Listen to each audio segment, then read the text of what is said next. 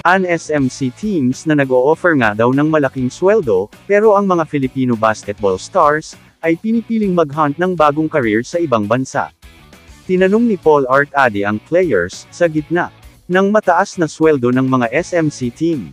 Pinag-isipan ng retiradong PBA player na si Paul Artadi, ang lumalagong kalakaran ng mga Pinoy basketball star, na umaalis sa PBA para ituloy ang mga karera sa ibang bansa, na kinwestiyon kung bakit patuloy na umaalis ang ilan, sa kabila ng malaking sahod na inaalok ng mga koponan, na pag-aari ng San Miguel Corporation. In a Facebook post, Artadi wrote, SMC team sobrang galante na magpasweldo yan. Tapos, lumayas pa din, na tumutukoy sa kakayahan sa pananalapi at pagpayag ng mga SMC squad, na bigyang gantimpala ang kanilang mga manlalaro.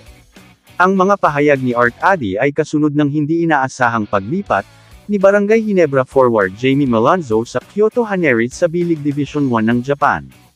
Lumabas din ang mga ulat na si William Navarro ng Magnolia ay nakikipag-usap na sumali sa Busan KCC Aegis, sa Korean Basketball League.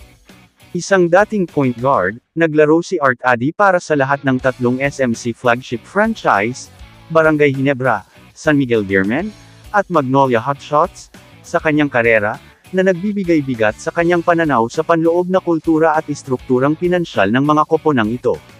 Kasama sa lumalagong exodus ang ilan pang dating PBA stars, na umuunlad ngayon sa ibang bansa, tulad ni Kiefer Ravena, Bobby Ray Parks Jr., at Matthew Wright sa Japan, habang si Arvin Tolentino ay pumirma kamakailan sa isang KBL team.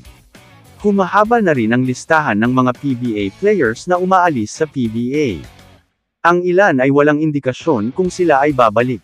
Isa pang isyo ay ang mga nangungunang prospect sa PBA ay hindi nakasali sa draft, at dumiretso na sila sa Japan o Korea. Wala nang major talent sa PBA rookie draft, at nawawala namang talent ang liga. Iyan ay isang malaking problema na hindi dapat baliwalain. Paano makakasabay ang PBA sa Japan at Korea? Dalawa lang ang sagot. Una, itugma ang kanilang mga sweldo sa Japan at Korea.